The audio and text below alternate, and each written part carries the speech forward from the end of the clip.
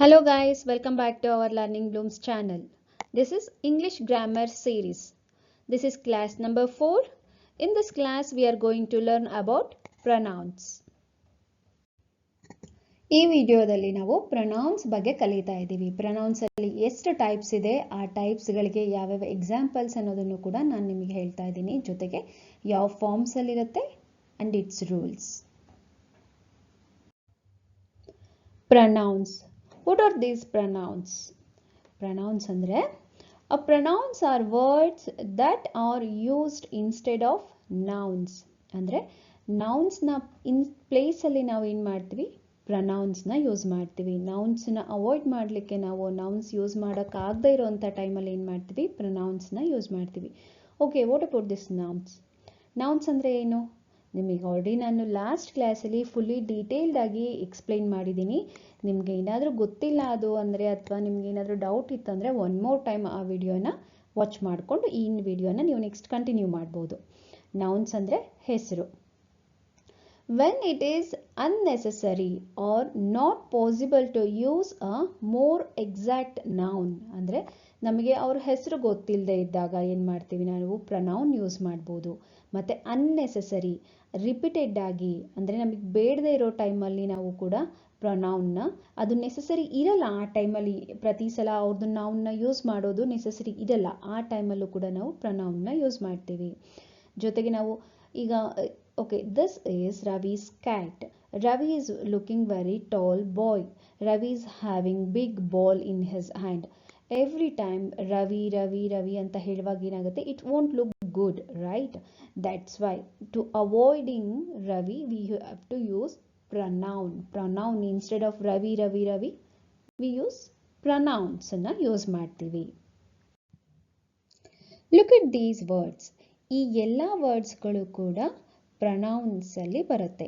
ಈ ಪ್ರೊನೌನ್ಸ್ ಅಲ್ಲೂ ಕೂಡ ಟೈಪ್ಸ್ ಇದಾವೆ. ಯಾವ್ಯಾವ ಟೈಪ್ಸ್ ಅಲ್ಲಿ ಯಾವ್ಯಾವ ಎಕ್ಸಾಂಪಲ್ಸ್ ಬರ್ತವೆ ಅಂದ್ಬಿಟ್ಟು ನಾವು ನೆಕ್ಸ್ಟ್ ಈ ವಿಡಿಯೋದಲ್ಲಿ ನೋಡ್ತಾ ಹೋಗೋಣಂತೆ. Just you before that,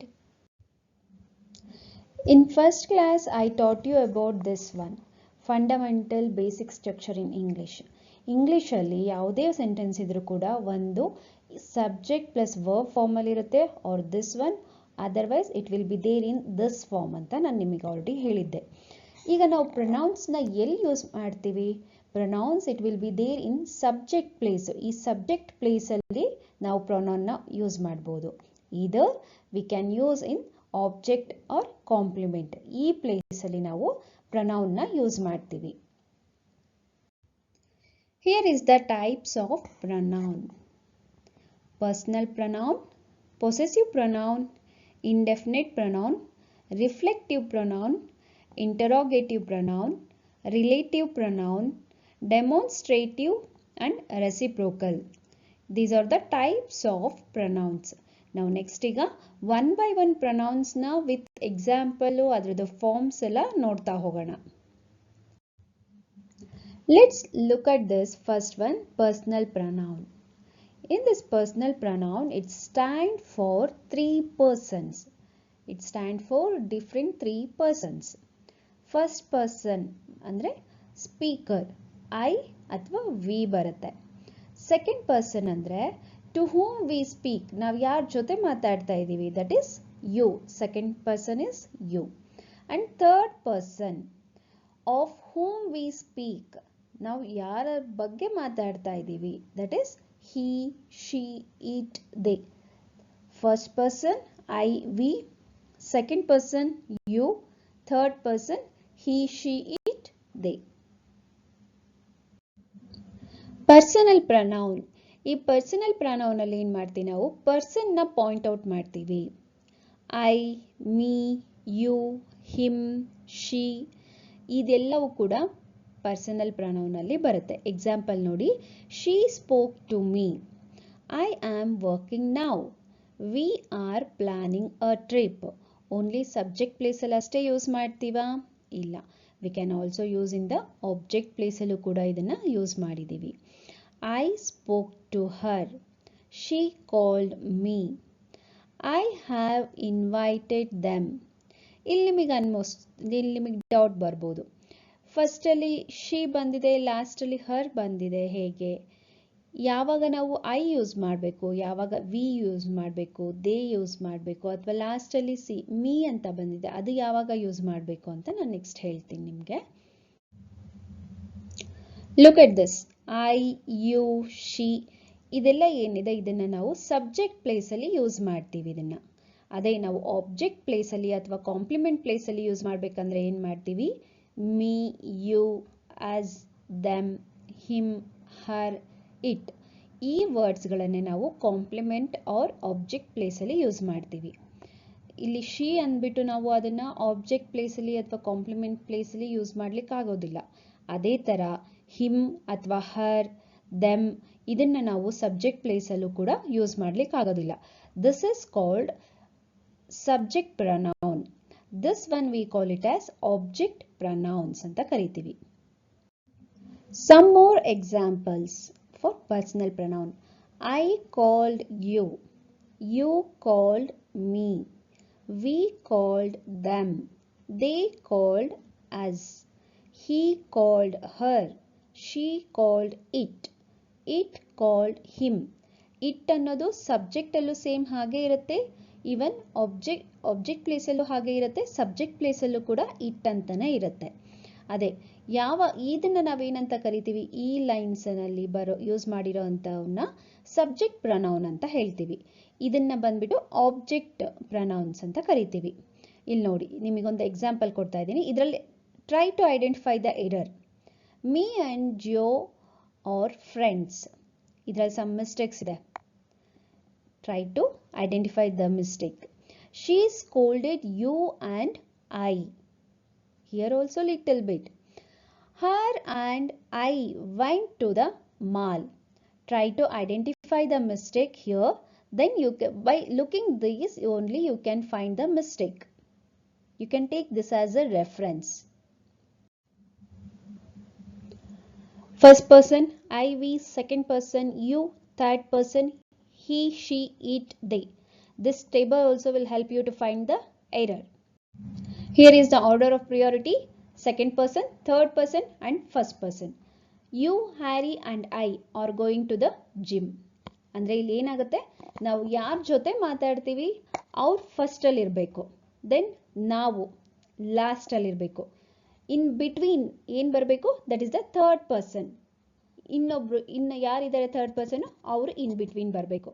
you ಅಂದರೆ ನಾನು ಮಾತಾಡ್ತಾ ಇರೋ ಪರ್ಸನ್ ಜೊತೆ, then Harry that is a third person, then I ಅಂದರೆ ನಾನು. We should be in the last, ನಾವು ಲಾಸ್ಟಲ್ಲಿ ಇರಬೇಕು. That is a sentence priority, order of the priority. Are going to the gym. See here, identify the ಎರರಲ್ಲಿ me and Joe are friends. Me ಅನ್ನೋದು object ಪ್ಲೇಸಲ್ಲಿ use ಆಗುತ್ತೆ. Me ಅನ್ನೋದು ಏನಾಗುತ್ತೆ ಇಲ್ಲಿ, ಮೀ ಅನ್ನೋದು ರಾಂಗ್ ಆಗುತ್ತೆ. It should be I. Next, Joe and I are friends. It should be Joe and I.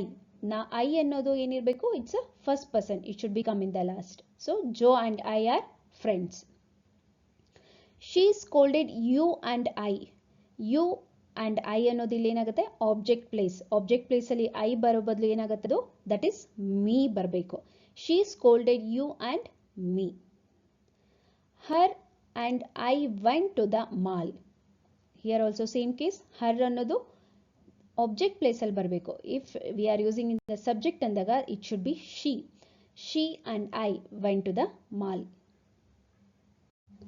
ಇಲ್ಲಿ ನೋಡಿ, ಒನ್ ಮೋರ್ ಎಕ್ಸಾಂಪಲ್ ಇದೆ. My friends and me went to the mall. Again here me, it's there in a subject place. So that is my friends and I went to the mall. I think ನಿಮ್ಗಿದೆಲ್ಲ ಅರ್ಥ ಆಗಿದೆ ಅಂದ್ಕೊಳ್ತೀನಿ. If you have any doubt, put me a comment.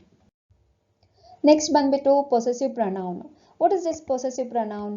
See this definition. Possessive pronouns is show ownership and replace a noun to avoid repetition.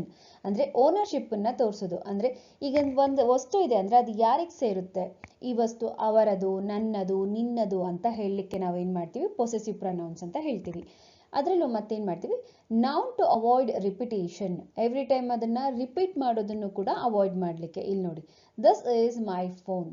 ಇಲ್ಲಿ ಮೈ ಅನ್ನೋದನ್ನ ನಾವು avoid ಮಾಡಿಬಿಟ್ಟು main ಅಂತ ಹೇಳ್ತೀವಿ. ಅಂದರೆ ಇದನ್ನ ನಾವು ಈ ಸೆಂಟೆನ್ಸ್ ಕೊಟ್ಬಿಟ್ಟು ನಿಮಗೆ ಕೇಳ್ಬೋದು, change this sentence into possessive ಅಂದಾಗ ಏನು ಮಾಡಬೇಕಾಗುತ್ತೆ, you have to change like this phone is mine, ಈ ಫೋನ್ ನನ್ನದು, ನನ್ನದು ಅಂತ ಆ ಒಂದು ಇವೆಲ್ಲ ಇಲ್ಲಿದೆಲ್ಲ ಇದೆಲ್ಲ ಪೊಸೆಸಿವ್ ನೌನ್ಸ್ಗಳು, ಪ್ರೊನೌನ್ಗಳು, ಇವನ್ನ ನಾವು ಯೂಸ್ ಮಾಡಬೇಕಾಗತ್ತೆ. That is your phone, that phone is yours, ಈ ಫೋನ್ ನಿಮ್ಮದು, ಅವರದು. That is their phone, that phone is theirs.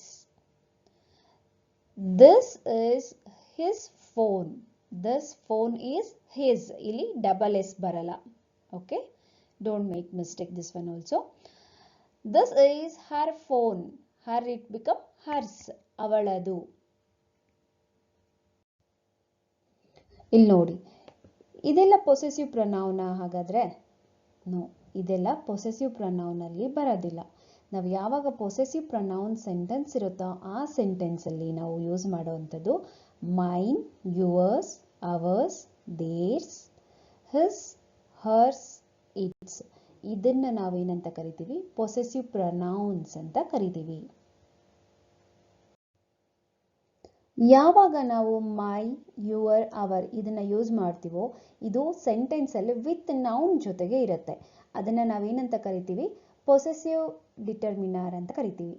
ಇನ್ನು ಇದನ್ನ ಬಂದ್ಬಿಟ್ಟು ಮೈನ್, ಯುವರ್ಸ್, ಅವರ್ಸ್ ಈ ಎಲ್ಲ ವರ್ಡ್ಸ್ಗಳನ್ನ ನಾವೇನಂತ ಕರಿತೀವಿ, ಇದೆಲ್ಲವೂ ಕೂಡ ಪೊಸೆಸಿವ್ ಪ್ರೊನೌನ್ಸ್ ಅಂತ ಕರಿತೀವಿ. ನೆಕ್ಸ್ಟ್ ಪ್ರೊನೌನ್ ಬಂದ್ಬಿಟ್ಟು ಇಂಡೆಫಿನೈಟ್ ಪ್ರೊನೌನ್ಸ್. ಇಂಡೆಫಿನೈಟ್ ಪ್ರೊನೌನ್ಸ್ ಅಂದ್ರೇನು, ನಾವು ಸ್ಪೆಸಿಫಿಕ್ ಆಗಿ ಕರೆಕ್ಟಾಗಿ ನಮಗೆ ಗೊತ್ತಿಲ್ಲ, ನಾವು ಯಾವುದ್ರ ಬಗ್ಗೆ ಯಾವುದನ್ನು ಹೇಳ್ತಾ ಇದ್ದೀವಿ, ಯಾರಿಗೆ ಪಾಯಿಂಟ್ ಔಟ್ ಮಾಡ್ತಾ ಇದ್ದೀವಿ ಅಂದ್ಬಿಟ್ಟು. C, indefinite pronouns refer to a non-specific people or a thing. Example ನೋಡಿ, everyone enjoyed it. We are not pointing a particular person. Someone, ಯಾರೋ ಒಬ್ರು, is at the door. Anyone can join the class. No one was there in the house. Something, somewhere. Few were able to solve the puzzle. Some of the students are absent. ಈ ಎಲ್ಲ ವರ್ಡ್ಸ್ಗಳು ಕೂಡ ಇಂಡೆಫಿನೈಟ್ pronounce ಅಂತ ಕರಿತೀವಿ ನಾವು. ಈ ಇಂಡೆಫಿನೈಟ್ pronoun someone, something ಇದು ಸೆಂಟೆನ್ಸಲ್ಲಿ ಎಲ್ಲಿ ಬೇಕಾದರೂ ಪ್ಲೇಸ್ ಆಗಿರುತ್ತೆ. ಅಂದರೆ ಸಬ್ಜೆಕ್ಟ್ ಪ್ಲೇಸಲ್ಲಾದರೂ ಆಗಿರುತ್ತೆ ಆರ್ ಆಬ್ಜೆಕ್ಟ್ ಪ್ಲೇಸಲ್ಲಾದರೂ ಬಂದಿರುತ್ತೆ. ಇಲ್ಲಿ ನೋಡಿ, someone, something, somewhere, anyone, anything, anywhere, everyone, everything, everywhere. No one ಅಂದರೆ ಇಲ್ಲಿ ಸ್ವಲ್ಪ ಒಂದು ಸ್ಪೇಸ್ ಆದರೂ ಕೊಡಬೇಕಾಗತ್ತೆ, otherwise you have to put a hyphen. Nothing, nowhere ಇದೆಲ್ಲವೂ ಕೂಡ indefinite pronoun. Someone, everyone, anyone, no one ಈ ಥರ ನಾವು ಇದನ್ನು ಯೂಸ್ ಮಾಡಬೇಕಾ? ಅಥವಾ ಇಲ್ಲಿ ನೋಡಿ, somebody, everybody, nobody ಇವೆರಡೂ ಯೂಸ್ ಮಾಡಿದ್ರು ಕೂಡ ಕರೆಕ್ಟೇ. ಆದರೆ ಫಾರ್ಮಲ್ ಆಗಿ almost we have to use it in the correct way ಅಂತ ಅಂದಾಗ ಅಂದರೆ ಅದನ್ನು ನಾವು ಸಮ್ವನ್, ಎವ್ರಿವನ್ ಇದನ್ನು ನಾವು ಯೂಸ್ ಮಾಡಬೇಕಾಗತ್ತೆ. ರಿಫ್ಲೆಕ್ಟಿವ್ ಪ್ರೊನೌನ್ಸ್ ಅಂದರೆ these pronouns are used as object. Object ಆಗಿ ನಾವು ಇದನ್ನು ಯೂಸ್ ಮಾಡ್ತೀವಿ to refer back to the subject of the same sentence. ಅಂದರೆ ಏನಾಗುತ್ತೆ, ಇಲ್ಲಿ ಅದೇ ಸೆಂಟೆನ್ಸಲ್ಲಿ ಏನು ಸಬ್ಜೆಕ್ಟ್ ಇರುತ್ತೆ ಆ ಸಬ್ಜೆಕ್ಟನ್ನು ರೆಫರ್ ಮಾಡಿಬಿಟ್ಟು ಅದಕ್ಕೆ ರಿಲೇಟ್ ಆಗಿಬಿಟ್ಟು ಯೂಸ್ ಮಾಡ್ತೀವಿ ನಾವು ಈ ರಿಫ್ಲೆಕ್ಟಿವ್ ಪ್ರೊನೌನ್ಗಳನ್ನು. When the subject and object are the same ಅಂದರೆ ಒಬ್ಬರಿಗೆ ಇದು ರಿಲೇಟ್ ಆಗಿರುವಂಥ ಟೈಮಲ್ಲಿ. ಇಲ್ಲಿ ನೋಡಿ, I saw myself in the mirror. ನನಗೆ ನಾನೇ ನೋಡಿಕೊಂಡೆ, ನನ್ನ ಸೆಲ್ಫ್, ಮೈ ಸೆಲ್ಫ್ ಅದು ನನ್ನನ್ನು, ನನ್ನ ರಿಫ್ಲೆಕ್ಟೇ ನಾನು ನೋಡಿದೆ. ಐ ಸಾ ಮೀ ಅಂತ ಹೇಳಲ್ಲ, that's wrong. Hi saw himself, she saw herself in the mirror. ಇಲ್ಲಿ ಶೀ ಸಾ ಹರ್ ಅಂದ್ಬಿಟ್ಟು ಯೂಸ್ ಮಾಡಲ್ಲ. ಹರ್ ಅಂತ ಯೂಸ್ ಮಾಡಿದ್ರೆ ಅಂತ ಬೇರೆ ಬೇರೆ ವ್ಯಕ್ತಿ ಬಗ್ಗೆ ನಾವು ಮಾತಾಡ್ದಂಗಾಗತ್ತೆ. ಓಕೆ, ಇಲ್ಲಿ ನಮ್ಮ ಬಗ್ಗೆ ನಾವೇ ಹೇಳಿ ನೋಡ್ಕೊಂಡ್ವಿ, I saw myself in the mirror ಅಂತ. Okay, you should ask yourself, he hurt himself while playing, ಅವನಿಗೆ ಅವನೇ ಹರ್ಟ್ ಮಾಡ್ಕೊಂಡ. She only talks about herself, ಅವಳ ಬಗ್ಗೆನೇ ಮಾತಾಡೋದು. ಮೈ ಪೇರೆಂಟ್ಸ್ ಬ್ಲೇಮ್ಡ್ ದೆಮ್ಸೆಲ್ಫ್, ಅವರಿಗೆ ಅವರೇ ಬ್ಲೇಮ್ ಮಾಡಿಕೊಂಡ್ರು. ಹಿಸ್ಟ್ರಿ ರಿಪೀಟ್ಸ್ ಇಟ್ ಸೆಲ್ಫ್, ಇದೇನು ಹೈಲೈಟ್ ಮಾಡಿದ್ದೀನಿಲ್ಲ ಇದೆಲ್ಲ ಬೋಲ್ಡರ್ ಇರೋವಂಥದ್ದು. ಈ ಎಲ್ಲ ವರ್ಡ್ಸ್ಗಳು ಬಂದ್ಬಿಟ್ಟು ರಿಫ್ಲೆಕ್ಟಿವ್ ಪ್ರೊನೌನ್ಸ್ ಆಗುತ್ತೆ. ಇಲ್ಲಿ ನೋಡಿ, ರಿಫ್ಲೆಕ್ಟಿವ್ ಪ್ರೊನೌನ್ ಅಲ್ಲಿ ಸಬ್ಜೆಕ್ಟ್ ಪ್ಲೇಸ್ ಅಲ್ಲಿ ಐ ಇದ್ದಾಗ ಅದಕ್ಕೆ ರಿಲೇಟ್ ಆಗಿ ಹೇಳಬೇಕಾದಾಗ ಏನಾಗುತ್ತೆ, ರಿಫ್ಲೆಕ್ಟಿವ್ ಪ್ರೊನೌನ್ ಆಗಿ ಅದು ಮೈ ಸೆಲ್ಫ್ ಅಂತ ಚೇಂಜ್ ಆಗುತ್ತೆ. ಯು ಯುವರ್ ಸೆಲ್ಫ್ ಅಂತ ಆಗುತ್ತೆ. He himself, she saw herself in the mirror, itself. ಆದರೆ ಯಾವಾಗ we you they plural form ಆಗುತ್ತೋ ಆಗ ಏನಾಗುತ್ತೆ, ಇಲ್ಲಿ S E L V E S ಅಂತ ಚೇಂಜ್ ಆಗುತ್ತೆ. Ourselves, you yourselves, they themselves ಅಂತ ಚೇಂಜ್ ಆಗುತ್ತೆ. ಸಮ್ ಸೆಂಟೆನ್ಸ್ ಅಲ್ಲಿ ಏನಾಗುತ್ತೆ, ರಿಫ್ಲೆಕ್ಟಿವ್ ಪ್ರೊನೌನ್ಸ್ನ ಬೈ ಜೊತೆಗೆ ನಾವು ಯೂಸ್ ಮಾಡಬೇಕಾಗತ್ತೆ. ಯಾವಾಗ, ಹೇಗೆ, let's see. Alone or without anybody's help, ಯಾರದೇ ಹೆಲ್ಪ್ ಇಲ್ದೇನೆ ನಮಗೆ ನಾವೇ ಆ ಕೆಲಸ ಮಾಡ್ಕೊಂಡ್ವಿ ಅಂದಾಗ ನಾವೇನು ಮಾಡ್ತೀವಿ, ಆ ರಿಫ್ಲೆಕ್ಟಿವ್ ಪ್ರೊನೌನ್ಸ್ ಬಿಫೋರು ನಾವು ಬೈ ಯೂಸ್ ಮಾಡ್ತೀವಿ. See, I did it by myself, she prepared everything by herself, ಅವಳೆಲ್ಲ ಪ್ರಿಪೇರ್ ಮಾಡಿದ್ಲು, by everything by herself. Why don't you go by yourself, ನೀನೇ ಯಾಕೆ ಹೋಗಬಾರ್ದು. They painted the entire house by themselves. Next ಬಂದ್ಬಿಟ್ಟು interrogative pronouns, ಅಂದರೆ ನಾವು question use ಮಾಡಲಿಕ್ಕೆ, question ಕೇಳಲಿಕ್ಕೆ ಯೂಸ್ ಮಾಡೋ ಅಂಥ ಪ್ರೊನೌನ್ಸ್ಗಳನ್ನ ಇಂಟರೋಗೇಟಿವ್ ಪ್ರೊನೌನ್ಸ್ ಅಂತ ಹೇಳ್ತೀವಿ. These pronouns are used to ask questions and represent unknown things or people. This is too easy. Who is at the door, what is your name, whose phone is this, which route should I take, whom did you meet yesterday. These are all interrogative pronouns. Now it is relative pronouns. Relative pronouns ಅಂದ್ರೆ ಎರಡು sentence ಅನ್ನ connect ಮಾಡಿ first sentence ಇಂದಲ್ಲಿ ಏನಿರುತ್ತೋ noun ಅಂದ್ರೆ ಅದರ ವಸ್ತು ಅಥವಾ person ಅವ್ರ ಬಗ್ಗೆ ಮೋರ್ ಇನ್ಫಾರ್ಮೇಶನ್ ಕೊಡುವಂಥದ್ದಕ್ಕೆ ನಾವು ರಿಲೇಟಿವ್ ಪ್ರೊನೌನ್ಸ್ ಅಂತ ಕರಿತೀವಿ. ಇಲ್ಲಿ ನೋಡಿ, relative pronouns are words that connect two parts of a sentence by giving more information, ಅಂದ್ರೆ more information about a person, place or thing already mentioned. ಅಂದ್ರೆ ಈ ಫಸ್ಟ್ ಸೆಂಟೆನ್ಸ್ ಅಲ್ಲಿ ಏನಿರುತ್ತೋ ಅವ್ರದ್ದು ಮೋರ್ ಇನ್ಫಾರ್ಮೇಶನ್ ಕೊಡ್ಲಿಕ್ಕೆ ನಾವು ಸೆಕೆಂಡ್ ಸೆಂಟೆನ್ಸ್ ಯೂಸ್ ಮಾಡ್ತೀವಿ. ಅವು ಎರಡನ್ನು ಕನೆಕ್ಟ್ ಮಾಡುವಂಥ ವರ್ಡ್ಸ್ಗಳಿಗೆ ನಾವು ರಿಲೇಟಿವ್ ಪ್ರೊನೌನ್ಸ್ ಅಂತ ಕರಿತೀವಿ. He is the student who scored 90%. See, this is first sentence. He is the student. This is the first sentence. Second sentence ಅಲ್ಲಿ who scored 90%. ಅಂದ್ರೆ ಈ ಹೂ ಅನ್ನೋದು ಈ ಸ್ಟೂಡೆಂಟ್ ಅನ್ನೇ ರೆಫರ್ ಮಾಡ್ತಾ ಇದೆ, ಈ ಸ್ಟೂಡೆಂಟ್ನೇ ನೋಟಿಸ್ ಪಾಯಿಂಟ್ ಔಟ್ ಮಾಡ್ತಾ ಇದೆ. ಅಂದ್ರೆ ನಾವು ಕನ್ನಡದಲ್ಲಿ ಹೇಳ್ತೀವಿ, ಇದೇ ಹುಡುಗ 90% ಸ್ಕೋರ್ ಮಾಡಿರೋದು ಅಂತ ಹೇಳ್ತೀವಲ್ಲ, ಅದೇ ತರ ಇದೆ.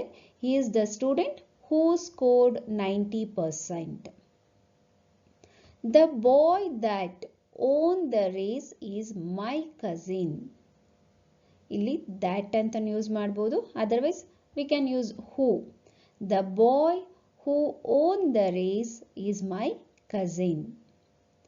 This is the painting which my daughter made.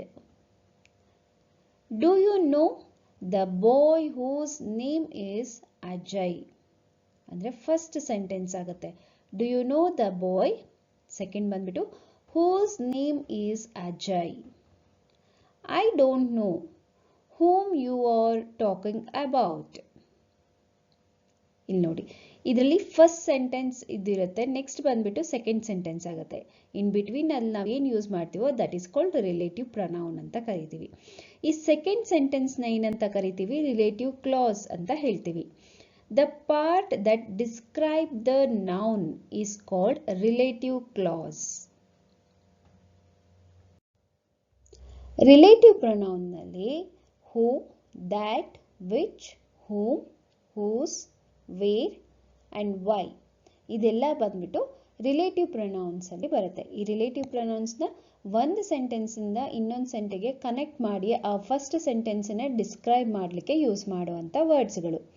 C this, the relative pronouns who, that, which, whom, whose, where and why are used to make it clear which person, thing or situation we are talking about. This provide additional information about the noun. Demonstrative pronouns ಅಂದರೆ ನಾವು ಏನಾದರೂ point ಮಾಡಲಿಕ್ಕೆ use ಮಾಡುವಂಥ pronoun ಆಗಿರುತ್ತೆ ಇದು.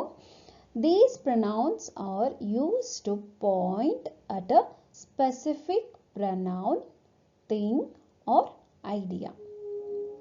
See, this is a laptop. That is a printer. These are my shoes. Those are my shoes. ಇಲ್ಲಿ ಬಂದಿರುವಂಥ this, that, these, those ಇವುಗಳನ್ನು ನಾವು ಡೆಮಾನ್ಸ್ಟ್ರೇಟಿವ್ ಪ್ರೊನೌನ್ಸ್ ಅಂತ ಕರಿತೀವಿ. ದಿಸ್ ಮತ್ತು ದ್ಯಾಟ್ ಅನ್ನೋದು ಸಿಂಗುಲರ್ ಅಲ್ಲೇ ಜೊತೆಗೆ ಯೂಸ್ ಆಗಬೇಕಾಗತ್ತೆ. This is a laptop, that ಕೂಡ ಸಿಂಗುಲರ್. ಬಟ್ ದೀಸ್ ಮತ್ತು ದೋಸ್ನ ನಾವು ಪ್ಲೂರಲ್ ಫಾರ್ಮಲ್ಲಿ, ಪ್ಲೂರಲ್ ಜೊತೆಗೆ ನಾವು ಇವೆರಡನ್ನು ಯೂಸ್ ಮಾಡ್ತೀವಂತೆ. ಕ್ಲಿಯರ್? ಲಾಸ್ಟ್ ಒನ್ ಬಂದ್ಬಿಟ್ಟು reciprocal pronouns. Reciprocal pronoun is used when two or more people are doing the same action to each other. ಅಂದರೆ ಒಬ್ರಿಗೊಬ್ರು ಯಾವಾಗ ಸೇಮ್ ಆಕ್ಷನ್ ಮಾಡ್ತಾರೋ, ಟೂ ಆರ್ ಮೋರ್ ಪೀಪಲ್, ಆ ಟೈಮಲ್ಲಿ ನಾವು ರೆಸಿಪ್ರೋಕಲ್ ಪ್ರೊನೌನ್ಸ್ನ ಯೂಸ್ ಮಾಡ್ತೀವಿ. There are two reciprocal pronouns when ಯಾವಾಗ ಇಬ್ರು ಪೀಪಲ್, ಯಾವಾಗ ಇಬ್ರು ಸೇಮ್ ಆಕ್ಷನ್ ಮಾಡ್ತಾ ಇದ್ದಾರೆ ಆಗ ನಾವೇನು ಯೂಸ್ ಮಾಡ್ತೀವಿ? ಈಚ್ ಅದರ್ ಅನ್ನೋದನ್ನ ಯೂಸ್ ಮಾಡ್ತೀವಿ. C, each other when talking about two people, and in one more ಬಂದ್ಬಿಟ್ಟು one another ಅದನ್ನ ನಾವು ಯಾವಾಗ ಯೂಸ್ ಮಾಡ್ತೀವಿ? when talking about more than two people, ಯಾವಾಗ ಇಬ್ರಿಗಿಂತ ಜಾಸ್ತಿ ಜನ ಸೇಮ್ ಆಕ್ಷನ್ ಮಾಡ್ತಾರೆ ಆ ಟೈಮಲ್ಲಿ ನಾವು ಅದನ್ನ ಒನ್ ಅನದರ್ ಅನ್ನೋದನ್ನ ಯೂಸ್ ಮಾಡಿಕೊಂಡು ಸೆಂಟೆನ್ಸ್ ಫಾರ್ಮ್ ಮಾಡ್ತೀವಿ. C, this is example for each other. Ravi and Sita love each other. The students were talking to one another. ಅಂದರೆ ಇಲ್ಲಿ ಸ್ಟೂಡೆಂಟ್ಸ್ ಅಂತ ಯೂಸ್ ಮಾಡ್ತಾ ಇದ್ದೀವಿ ಅಂದರೆ more than two. they are talking to each other, right? ಒಬ್ರಿಗೊಬ್ರು ಮಾತಾಡ್ತಾ ಇದ್ದಾರೆ. But most of the students, more than two students, right? That's why we are using the students were talking to one another ಅಂತ use ಮಾಡ್ತಾ ಇದ್ದೀವಿ. ಇದಿಷ್ಟು class ಬಂದ್ಬಿಟ್ಟು ನಮ್ಮದು pronounce ಬಗ್ಗೆ ಆಯಿತು. ಇದರಲ್ಲಿ ಏನೇ ಡೌಟ್ಸ್ ಇದ್ರೂ ಕೂಡ you can put me comment in the comment box. ಈ ವಿಡಿಯೋನ ನಿಮ್ಮ ಫ್ರೆಂಡ್ಸು ಯಾರ್ಯಾರು ಇಂಗ್ಲೀಷ್ ಗ್ರಾಮರ್ ಪ್ರಿಪೇರ್ ಆಗ್ತಾ ಇದ್ದಾರೆ, ಯಾರ್ಯಾರು ಕಾಂಪಿಟೇಟಿವ್ ಎಕ್ಸಾಮ್ಸಿಗೆ ಪ್ರಿಪೇರ್ ಆಗ್ತಾ ಇದ್ದಾರೆ ಅವರಿಗೆ ಶೇರ್ ಮಾಡೋದನ್ನು ಮರಿಬೇಡಿ. ನೀವು ಈ ವಿಡಿಯೋನ ಒನ್ಸ್ ಫುಲ್ ಹಾಗೆ ವಾಚ್ ಮಾಡಿ, ಸೆಕೆಂಡ್ ಟೈಮ್ ವಾಚ್ ಮಾಡುವಾಗ ನಿಮ್ಮದೇ ಆದ ಒಂದು ನೋಟ್ ಮಾಡ್ತಾ ಹೋಗಿ, ಆಗ ನಿಮಗೆ ತುಂಬ ಈಸಿಯಾಗಿ ಅರ್ಥ ಆಗ್ತಾ ಹೋಗುತ್ತೆ. ಶೇರ್ ಮಾಡಿ ಹಾಗೂ ಸಬ್ಸ್ಕ್ರೈಬ್ ಮಾಡಿ. Thank you.